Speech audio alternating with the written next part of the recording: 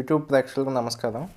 ఈరోజు మనం చూడబోయే సెషన్ ఈ కోర్ట్స్ యాప్ కక్షిదారులకి, న్యాయవాదులకి, ప్లేడర్ గుమస్తాలకి ఎవరైతే వారి కేసులకు సంబంధించిన స్టేటస్ మొబైల్ యాప్ ద్వారా తెలుసుకోవాలనుకుంటున్నారో వాళ్ళకి అత్యంత ఉపయుక్తమైన యాప్ అండి ఇది ఈ కోర్ట్స్ యాప్. ఈ యాప్ పనితీరు ఏ విధంగా ఉంటుంది, ఈ యాప్ని ఎలా వినియోగించాలి అనే అంశాన్ని ఇప్పుడు మనం చూద్దాం. ఇప్పుడు చూసినట్లయితే మన మొబైల్లో యాప్ని ఇన్స్టాల్ చేసుకునే ప్రక్రియ అండి. ప్లేస్టోర్ ద్వారా ప్లేస్టోర్లోకి వెళ్ళి ఈ కోర్ట్ సర్వీసెస్ యాప్ అండి. ఈ కోర్ట్ సర్వీసెస్ యాప్ మీకు ఇక్కడ కనిపిస్తుంది. ఈ యాప్ని ఇన్స్టాల్ చేసుకోవాలి. ఆల్రెడీ ఇన్స్టాల్ చేయటం వల్ల ఇక్కడ ఓపెన్ అనే ఆప్షన్ కనిపిస్తుంది, లేదా ఇక్కడ ఇన్స్టాలేషన్ అనే ఆప్షన్ కనిపిస్తుంది మీకు. అది ప్రెస్ చేసి ఇన్స్టాలేషన్ అయిపోయిన తర్వాత ఇలా ఓపెన్ అనే ఆప్షన్ కనిపించిన తర్వాత దీన్ని ఓపెన్ చేస్తాం. ఈ విధంగా యాప్ ఇన్స్టాల్ అయిందండి మీ దాంట్లో. అయితే ఇక్కడ మీరు చూడాల్సిన అంశం ఏంటంటే ఇక్కడ డిస్ట్రిక్ట్ కోర్ట్స్ అని కనిపిస్తుందండి. డిస్ట్రిక్ట్ కోర్ట్స్ యాక్చువల్లీ ఈ కోర్ట్ సర్వీసెస్ యాప్ ద్వారా హైకోర్టు కేసు వివరాలు కూడా చూడటం అనేది జరుగుతుందండి. అయితే దాన్ని ఎట్లా పెట్టుకోవాలంటే ఆప్షను ఈ పైన ఉన్న త్రీ డాట్స్ అనే ఆప్షన్లోకి వెళ్ళి ఇక్కడ కన్ఫిగర్ అనే ఆప్షన్ ఉంటుందండి. కన్ఫిగర్ అనే ఆప్షన్ సెలెక్ట్ చేసుకున్న తర్వాత ఇక్కడ చూసినట్లయితే హైకోర్టు, డిస్ట్రిక్ట్ కోర్టు బోత్ అని కనిపిస్తున్నాయి. హైకోర్టు కావాలంటే హైకోర్టు, లేదా డిస్ట్రిక్ట్ కావాలంటే డిస్ట్రిక్ట్ కోర్టు, లేదా రెండు కోర్టులు కావాలంటే బోత్ అనే ఆప్షన్ సెలెక్ట్ చేసుకుని ఓకే చేస్తామని. ఇది చూసినట్లయితే ఇప్పుడు డిస్ట్రిక్ట్ కోర్టు కనిపిస్తుంది, హైకోర్టు కూడా కనిపిస్తుంది పైన. సో హైకోర్టుకి కావాలంటే హైకోర్టుకి షిఫ్ట్ అవుతాం, డిస్ట్రిక్ట్ కోర్టు కావాలంటే డిస్ట్రిక్ట్ కోర్టుకి షిఫ్ట్ అవుతామండి. సో ఇప్పుడు యాప్ని ఉపయోగించుకోవడానికి రెడీ అయింది. సో ఇప్పుడు ఈ యాప్ని ఎలా ఉపయోగించాలనేది చూద్దామండి. సో ఇప్పుడు మన మొబైల్లో చూసినట్లయితే ఇన్స్టాల్ అయిన యాప్ ఆల్రెడీ కనిపిస్తుందండి మనకి.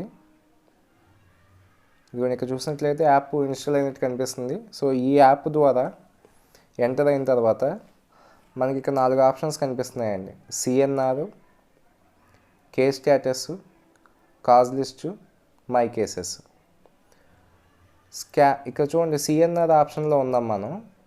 సిఎన్ఆర్ ఆప్షన్లో మనకు కనిపిస్తుంది ఏంటంటే సిఎన్ఆర్ నెంబరు, అది స్కాన్ క్యూఆర్ కోడ్ అని ఉంది. ఈ రెండు ఏంటి అనేది మీకు ఈ వీడియో చివరికి వచ్చేసరికి అర్థమవుతుందండి ఈ ఆప్షన్ ఏంటి అనేది. మన కేస్ నెంబర్ కాకుండా ఒక యూనిక్ నెంబర్ అనేది ఈ కోర్ట్స్ వెబ్సైట్లో డిజైన్ చేయడం అనేది జరుగుతుందండి. మన కేస్ నెంబర్ కాకుండా ఆ యూనిక్ నెంబర్ ఏంటి అంటే ఆ నెంబర్ ఇక్కడ పేస్ట్ చేయడం ద్వారా, అంటే ఆ నెంబర్ని ఇక్కడ సెర్చ్ చేయడం ద్వారా కంప్లీట్గా కేసు వివరాలన్నీ వస్తాయండి. ఈ ఆప్షన్ ఎట్లా పనిచేస్తుంది అనేది మీకు తర్వాత ఎక్స్ప్లెయిన్ చేయడం జరుగుతుందండి. ఇప్పుడు కేస్ స్టేటస్ ఎలా చూడాలనే దాని మీదకి వద్దామండి. కేస్ స్టేటస్ అని సెలెక్ట్ చేసుకున్న తర్వాత ముందు స్టేట్ సెలెక్ట్ చేసుకుంటామండి, ఆంధ్రప్రదేశ్ స్టేట్. తర్వాత డిస్ట్రిక్ట్ సెలెక్ట్ చేసుకుందామండి. For example west Godavari district select చేస్తున్నాం. ఇక్కడ కేసు వివరాలు ఎలా తెలుసుకోవాలి అంటే కేస్ నెంబర్ ఉంటే కేస్ నెంబర్ ద్వారా తెలుసుకోవచ్చండి, లేదా పార్టీ పేర్లు ఉంటే పార్టీ పేర్ల ద్వారా సెలెక్ట్ చేసుకోవచ్చు. అలా కాకుండా ఫైలింగ్ నెంబరు అంటే కేసు ఫైల్ చేయడానికి ముందు అలర్ట్ అయ్యే నెంబరు, ఎస్ఆర్ నెంబర్, ఇలాంటి నెంబర్ ఏమైనా ఉంటే దాని ద్వారా తెలుసుకోవచ్చు. అలాగే ఎఫ్ఐఆర్ నెంబర్ ఉంటే ఎఫ్ఐఆర్ నెంబర్ ద్వారా తెలుసుకోవచ్చు అండి. అడ్వకేట్ పేరు తెలిసిన కేసు వివరాలు తెలుసుకోవచ్చు. అయితే ఈ ఫీచర్స్, మిగిలిన ఫీచర్స్ అన్నీ కూడా కంప్లీట్గా అప్గ్రేడ్ కాలేదండి. అవి ఇంకా డెవలపింగ్ స్టేట్లోనే ఉన్నాయి. సో బాగా పనిచేసే ఫీచర్స్ వచ్చేసరికి దీంట్లో కేస్ నెంబర్ ఒకటి, పార్టీ నేమ్ ఒకటి, ఈ రెండు ఫీచర్స్ కూడా బాగా వర్క్ చేస్తాయి. సో మోస్ట్ ప్రాబబ్లీ ఈ ఫీచర్స్ ద్వారానే మనం సెర్చ్ చేయడానికి ప్రిఫర్ చేయాలండి. ఫర్ ఎగ్జాంపుల్ కేస్ నెంబర్తో చూద్దామండి. ఇక చూసినట్లయితే కోర్టు కాంప్లెక్స్ అండి. కోర్టు కాంప్లెక్స్లోకి వెళ్ళినట్లయితే ఇక్కడ వెస్ట్ గోదావరిలో ఉన్న కోర్టు కాంప్లెక్స్లన్నీ కనిపిస్తాయి. చూడండి, ఇక్కడ మొట్టమొదటిగా ఎస్సీసీ కోర్టు కాంప్లెక్స్, తాడేపల్లిగూడెం కోర్టు అని కనిపిస్తుంది. ఈ ఆప్షన్ సెలెక్ట్ చేసుకున్నట్లయితే ఈ కోర్టు కాంప్లెక్స్లో ఎన్ని కోర్టులు అయితే ఉన్నాయో అన్ని కోర్టుల వివరాలు కూడా కనిపిస్తాయండి. ఫర్ ఎగ్జాంపుల్ ఈ ఆప్షన్ సెలెక్ట్ చేసుకున్నాను నేను. కేస్ టైపు అంటే సివిల్ కేసులు అయితే ఓఎస్ అని కానీ, ఈపీ అని కానీ, వాటి కేసు టైప్ని బట్టి ఉంటుందండి. క్రిమినల్ కేసు అయితే సీసీ కానీ ఎస్సీ కానీ ఆ కేసు టైప్ని బట్టి ఉంటుంది. ఇక ఫర్ ఎగ్జాంపుల్ చూద్దాం, మనది సివిల్ కేసు అనుకుందాం ఓఎస్. ఇక నెంబర్ 5 అనుకుందామండి. కేసు నెంబరు ఏ సంవత్సరం అంటే 2020 అనుకుందాం. ఇక్కడ ఆప్షన్ సెలెక్ట్ చేస్తాం. ఇక్కడ చూసినట్లయితే ఇక్కడ సీనియర్ సివిల్ కోర్టు తాడేపల్లిగూడెంలో నెంబర్ చూడండి, ఒక case. Junior civil court Tadepalligudem కోర్టులో ఒక కేసు ఈ నెంబర్ పైన ఉన్నాయండి. అంటే పైది సబ్ కోర్టు, కింద జూనియర్ సివిల్ జడ్జి కోర్టు, దాన్ని మనం అఫీషియల్ కోర్టు అంటాం. నందు ఆ కేసు నెంబర్తో ఇందులో ఒక కేసు, జూనియర్ సివిల్ జడ్జి కోర్టులో ఒక కేసు అదే నెంబర్తో ఉన్నాయి. సో మనం ఏ కోర్టులో ఉన్న కేసు మనకు కావాలి అనేది చూసుకోవాలండి. అంటే పార్టీ పేర్లు వెరిఫై చేసుకోవాలి ఇక్కడ, ఏ పార్టీ పేరు అనేది. సో వెరిఫై చేసుకోవటం ద్వారా ఆ కేసులోకి మనం వెళ్ళి చూడొచ్చండి. For example junior civil judge court అనుకుంటే ఇందులో ఈ కేసు వివరాల్లోకి మనం వెళ్ళొచ్చు. వెళ్ళిన తర్వాత మీకు ఇలా కనిపిస్తుంది పైన principal junior civil judge court Tadepalligudem, case number, అలాగే ఎప్పుడైంది ఫైలింగ్ డేటు, రిజిస్ట్రేషన్ నెంబరు అంటే ఇదే కేసు నెంబర్ అండి, రిజిస్ట్రేషన్ డేటు. ఇక్కడ చూసారా సిఎన్ఆర్ నెంబర్ అని ఉంది, ఇది యూనిక్ నెంబర్ అనమాట. ఇందాక మనం చూసిన ఆప్షన్ ఇదేనండి. ఈ యూనిక్ నెంబరుతో కనుక అక్కడ సెర్చ్ చేస్తే మనం ఇదంతా చేయాల్సిన అవసరం లేదు, డైరెక్ట్గా కేసు వివరాలు మనకు కనిపిస్తాయండి. సో ఇక్కడ ఫస్ట్ హీరింగ్ అంటే కేసు ఫైల్ చేసిన తర్వాత ఫస్ట్ హీరింగ్ ఎప్పుడు జరిగింది అనేది, ఇది ఆల్రెడీ డిస్పోజ్డ్ కేసు అండి, అంటే ఆల్రెడీ తీర్పు వెలువరించిన కేసు ఇది. సో ఎప్పుడు తీర్పు వెలువరించేది అనేది ఉందండి, 21/20/20. అలాగే ఏ ప్రకారం తీర్పుని ఇవ్వటం జరిగింది అంటే ఇది లోక్ అదాలత్లో సెటిల్ అయిపోయిన మ్యాటర్ కాబట్టి సెటిల్ బిఫోర్ లోక్ అదాలత్ అనే ఆప్షన్ కనిపిస్తుందండి ఇక్కడ. అలాగే కోర్టు పేరు అంటే ఏ కోర్టులో సెటిల్ అయింది అనేది. సో ఇక్కడ చూసినట్లయితే క్యూఆర్ కోడ్ అనే ఆప్షన్ చూసారా, ఇందాక సిఎన్ఆర్ నెంబర్ దగ్గర ఈ క్యూఆర్ కోడ్ కూడా ఉంటుందండి ఆప్షను. సో ఈ క్యూఆర్ కోడ్ స్కానింగ్ ఏ ప్రకారం అంటే ఇప్పుడు న్యాయవాదులు స్మార్ట్ వర్క్ చేయడానికి అలవాటు పడ్డారు. సో స్మార్ట్ వర్క్ అంటే ఇప్పుడు ఈ క్యూఆర్ కోడ్ని ప్రింట్ తీసుకుని వాళ్ళ కేసు డాక్యుమెంట్ మీద అతికించుకుంటారండి. సో ఇదంతా పనిచేయాల్సిన అవసరం లేకుండా జస్ట్ ఈ కోడ్స్ ఓపెన్ చేసి ఈ క్యూఆర్ కోడ్ స్కాన్ చేయగానే కేసు వివరాలన్నీ వచ్చేస్తాయి. సో కేసు డాక్యుమెంట్ దగ్గర పెట్టుకుని క్యూఆర్ కోడ్ స్కాన్ చేస్తారో ఇమీడియట్గా కేసు వివరాలన్నీ వచ్చేస్తాయి, వాళ్ళకి వర్క్ చేయడం ఈజీ అయిపోతుందండి. సో ఇప్పుడు పిటిషనర్ వివరాలు, ఫైల్ చేసింది ఎవరు, అలాగే పిటిషనర్ తాలూకు అడ్వకేట్ ఎవరు, రెస్పాండెంట్ వివరాలు, అలాగే ఏ యాక్ట్ ప్రకారం ఫైల్ అయింది, కేసు హిస్టరీ అండి అంటే వాయిదాలు ఎన్ని జరిగాయి అనేది, అలాగే కేసు ఆర్డర్ ఈ ప్రకారం ఉంటుందండి. ఇప్పుడు ఇదే కేసుని తరచూ ఈ వివరాలన్నీ ఇచ్చి చూసుకోవాల్సిన అవసరం లేకుండా మనం పైన చూసారా యాడ్ కేసు అనే ఆప్షన్ ఉంది. ఈ యాడ్ కేసు అనే ఆప్షన్ సెలెక్ట్ చేసుకుంటే కంప్లీట్గా ఈ కేసు అనేది మీ యాప్లో సేవ్ అయిపోయి ఉంటుంది. ఇంక డైరెక్ట్గా ఓపెన్ చేసి చూసుకోవచ్చు అండి, ఈ వివరాలన్నీ ఇవ్వాల్సిన అవసరం లేదు. మీకు ఎగ్జాంపుల్ చూపించినట్లయితే ఇప్పుడు చూడండి, ఒకసారి వెనక్కి వద్దాం. ఇక్కడ చూడండి మై కేసెస్ అనే ఒక ఆప్షన్ ఉంది. ఇక్కడికి వస్తే 0 కేసెస్ అండి, ఏమీ లేవు. ఫర్ ఎగ్జాంపుల్ ఇప్పుడు ఇందాక వెళ్ళినట్టే సెర్చ్ చేద్దామండి. సూట్ నెంబర్ OS 5/20/20 సెలెక్ట్ చేసాం, కేసు వచ్చింది, ఓపెన్ చేసాం. ఇక్కడ యాడ్ కేస్ అనే ఆప్షన్ చూస్ చేసుకున్నాను. ఇక్కడ చూడండి alert case added successfully, okay చేసాం. ఇప్పుడు వెనక్కి వచ్చి చూసినట్లయితే ఇక్కడ చూడండి మై కేసెస్లో 1 అనే నెంబర్ కనిపిస్తుంది, అంటే ఇక్కడ ఒక కేసు యాడ్ అయ్యి ఉంది. ఇదిగోండి డిస్పోజ్డ్ కేసు. ఈ విధంగా కేసుని యాడ్ చేసుకుంటే వాయిదాలు అనేవి ఇంక డైరెక్ట్గా మై కేసెస్ అనే దాంట్లోకి వచ్చి చూసుకోవచ్చండి. ఇది ఒక మీకు డైరీలా పనిచేస్తుందండి ఈ మై కేసెస్ అనే ఆప్షన్. మీరు సేవ్ చేసుకున్న కేసులన్నీ కూడా దీంట్లోనే కనిపిస్తాయి. సో తరచూ కేసు సెర్చ్ చేయాల్సిన అవసరం ఉండదు మీకు. సో ఇది ఆప్షన్ దీంట్లో.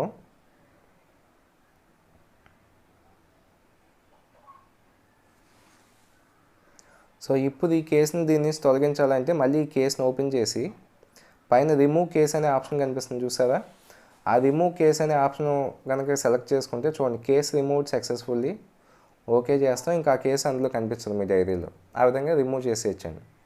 ఇలాగా కేస్ నెంబర్తో సెర్చ్ చేయొచ్చండి.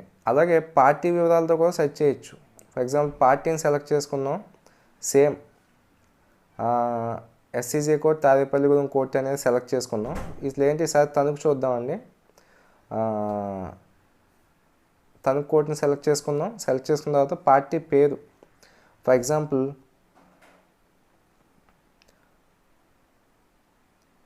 వెంకటేశ్వరరావు అనే పేరు మీద సెర్చ్ చేద్దామండి. ఈ పేరుతో ఎక్కువ మంది ఉంటారు కాబట్టి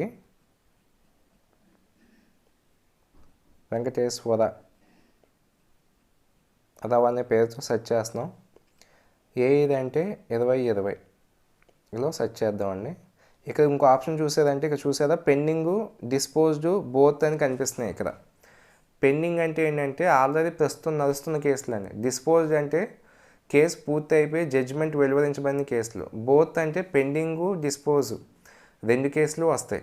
ఇక్కడ ఒకసారి బోత్ అనే ఆప్షన్ సెలెక్ట్ చేసుకుందాం.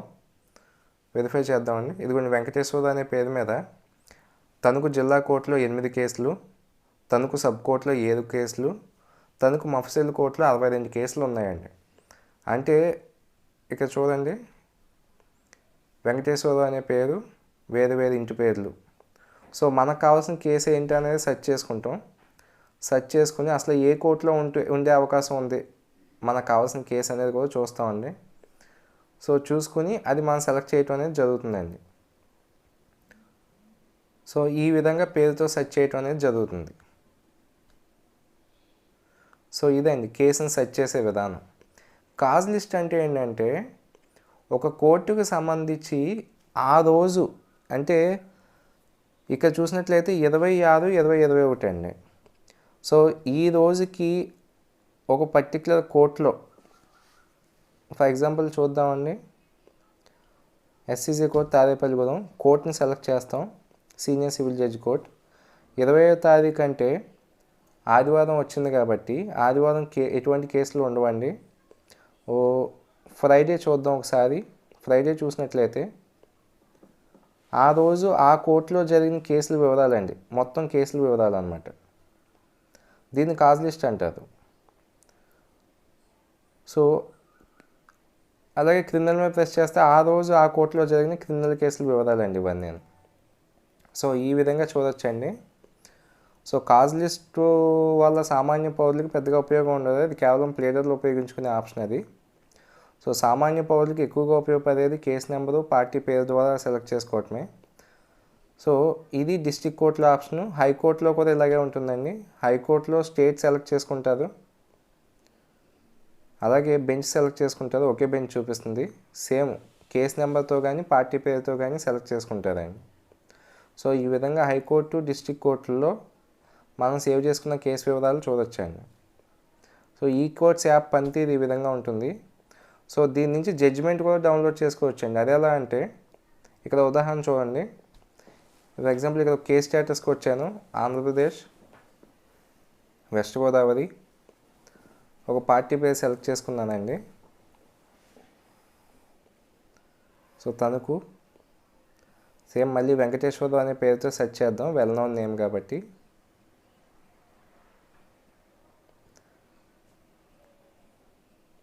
ఇప్పుడు డిస్పోజ్డ్ కేసు చూద్దాం అండి. ఎందుకంటే మనం తీర్పుని డౌన్లోడ్ చేద్దాం అనుకుంటున్నాం కాబట్టి డిస్పోజ్డ్ కేసు అనే ఆప్షన్ సెలెక్ట్ చేసుకుందాం. సో ఇప్పుడు వచ్చే కేసులన్నీ పూర్తి అయిపోయిన కేసులండి.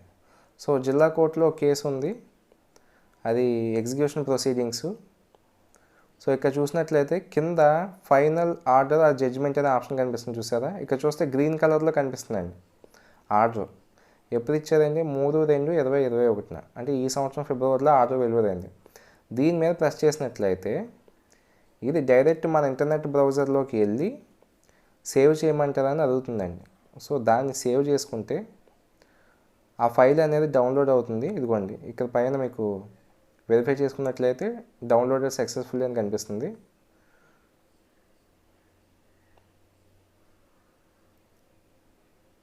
సో దాన్ని మన పీడిఎఫ్ బ్రౌజర్లో ఓపెన్ చేసి చూడొచ్చండి. ఇదిగోండి కేస్ జడ్జిమెంటు. సో ఈ విధంగా ఆర్డర్ కాపీస్ కూడా మనం డౌన్లోడ్ చేసుకోవచ్చండి ఈ కోర్ట్స్ యాప్ ద్వారా. సో ఈ కోర్ట్స్ యాప్ పనితీరు ఈ విధంగా ఉంటుందండి. సో మీకు సిఎన్ఆర్ నెంబర్ అంటే ఏంటో అర్థమైంది. సో కేసుకి అలర్ట్ చేయబోయే యూనిక్ కోడ్ నెంబరు, అలాగే బార్ కోడ్, కేసులో ఉండే ఒక బార్ కోడ్. ఈ రెండింటిని ఎక్కువ ప్లేడర్లు ఉపయోగించుకుంటారు. కేస్ స్టేటస్లో ఒక కేస్ నెంబర్ ద్వారా కేసును ట్రేస్ చేయటం, అలాగే పార్టీ పేరు ద్వారా కేసు ట్రేస్ చేయటం చూశారు. కాజ్ లిస్ట్ అంటే ఏంటో చూశారు. ఇది కూడా ప్లేడర్లకు ఉపయోగపడేదండి. ఆ రోజు ఆ కోర్టులో సివిల్ కేసులు ఎన్ని ఉన్నాయి, క్రిమినల్ కేసులు ఎన్ని ఉన్నాయని తారీఖు సెలెక్ట్ చేయడం ద్వారా తెలుసుకునేవి. మై కేసెస్ అంటే ఇది మన పర్సనల్ డైరీలో పనిచేస్తుంది. మనం సేవ్ చేసుకున్న కేసులన్నీ కూడా దీంట్లో డిస్ప్లే అయ్యి కనిపించడం అనేది జరుగుతుందండి. సో ఈ విధంగా ఈ కోర్ట్ సర్వీసెస్ యాప్ అనేది పనిచేస్తుందండి. సో ఈ ఈ యాప్ మీకు ఉపయోగకరంగా ఉంటుందని ఆశిస్తూ సెలవు తీసుకుంటున్నానండి. సైనింగ్ ఆఫ్ మీ సతీష్ కుమార్ వేర్ల.